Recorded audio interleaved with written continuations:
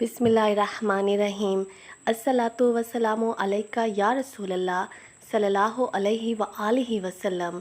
मेरी प्यारी YouTube family, उम्मीद करती हूँ कि आप सब ईमान, सेहत और सुकून की बेहतरीन हालत में होंगे। जो भी बहन भाई अपनी ज़िंदगी के मसाइल में इतने ज़्यादा परेशान हैं, उनको समझ नहीं आती कि वो अब कौन सा रास्ता इख्तियार करें।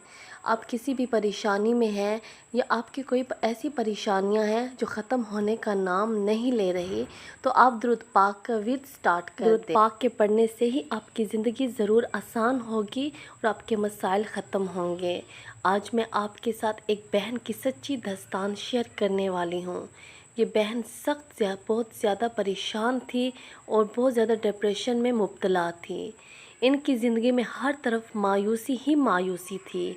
इम्तिहान होता, कोई नया काम होता तो इनके जहन में यही ख्याल आता कि मैं नाकाम हो जाऊंगी। इनकी सोच इतनी नेगेटिव हो गई थी कि दिन रात मनफी ख्यालात सताते थे। फिर एक दिन उन्होंने एक वीडियो में ये सुना कि अगर रोज़ाना दुरूद रहमत को कसरत से पढ़ा जाए तो डिप्रेशन और ये सारे जादू टूटने जैसे असरात भी जो होते हैं वो ख़त्म हो जाते हैं। दुरूद पढ़ने की इब्तिदा, ये बात उनके दिल को लगी। उन्होंने उसी दिन नियत की और 3000 मरतबा रोज़ाना दुरूद रहमत पढ़ना शुरू कर दिया। पहली ही रात जब उन्होंने दुरूद पढ़कर दुआ मांगी और सोई तो एक ख्वाब आया। ख्वाब में इशारा मिला कि परेशान मत हो, सब कुछ बेहतर हो जाएगा, बस दुरूद पाक पढ़ते रहो। उनको मज़ीद ख्वाब और इशारे मिलते रहे। यहाँ से उनके दिल को एक अजीब सुकून मिला और उन्होंने सोचा क्यों ना इस अमल को बढ़ा दिया जाए। अगले दिन 5000 मरतबा दुरूद रहमत पढ़ा। उसके बाद फिर ख्वाब में इशारा मिला कि दुरूद लिखने की भी आदत डालो।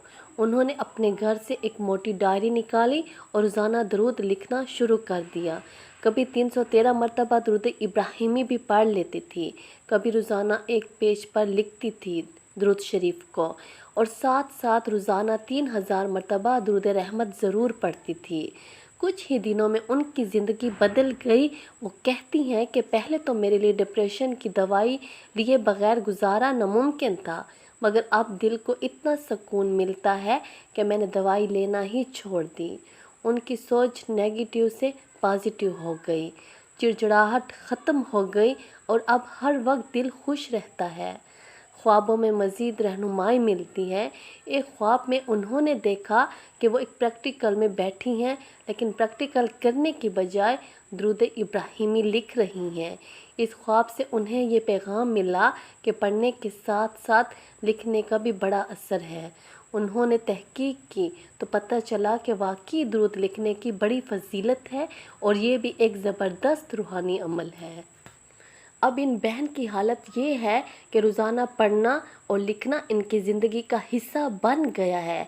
वो कहती हैं जो सुकून मुझे दुरूद लिखने में मिलता है वो किसी और चीज़ में नहीं। ये अमल मेरा डिप्रेशन और मायूसी को ख़त्म कर दिया है। मेरे प्यारे बहन भाई, आज जो हमने कहानी सुनी है, दुरूद पाक सिर्फ ज़बान से पढ़ने से ही नहीं बल्कि लिखने से भी दिल को सुकून, जहन को सुकून और ज़िंदगी को रोशनी मिलती है। आप सब भी अपनी ज़िंदगी में दुरूद पाक को शामिल करें। रोज़ाना कुछ वक्त निकाल कर दुरूद पाक पढ़ें और लिखने की भी आदत डालें। इंशाअल्लाह आप देखेंगे कि कैसे आपकी मुश्किलात आसान हो जाती हैं और घरों की परेशानियां ख़त्म हो जाती हैं। अपनी दुआओं में मुझे ज़रूर याद रखिएगा।